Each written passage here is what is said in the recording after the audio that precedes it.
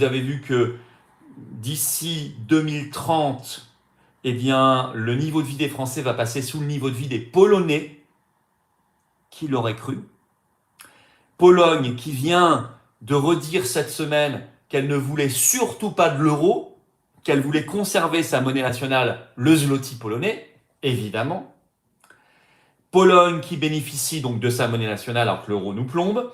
Pologne qui par ailleurs, surtout que l'euro, vous avez vu en ce moment, est très haut, à 1,20 $, donc ça va plomber encore plus nos exportations, ça va faire exploser notre déficit commercial qui est déjà très élevé.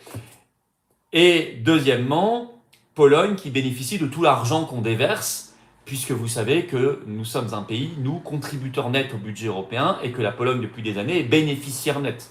Donc en fait, on a transféré des dizaines de milliards d'euros de la poche des Français vers les Polonais, notamment, et vers les Roumains, vers les Bulgares, etc. etc. Voilà. Donc,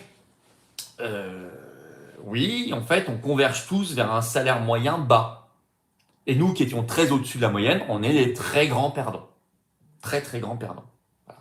Et regardez l'écart de niveau de vie maintenant entre un Français et un Américain, ou un Français et un Suisse. Il n'y a plus photo. Alors qu'il y avait encore photo dans les années 80, largement.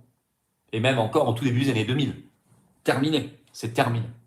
Bravo l'Europe, bravo l'euro. Voilà pourquoi il faut en sortir le plus vite possible. C'est le grand combat des patriotes.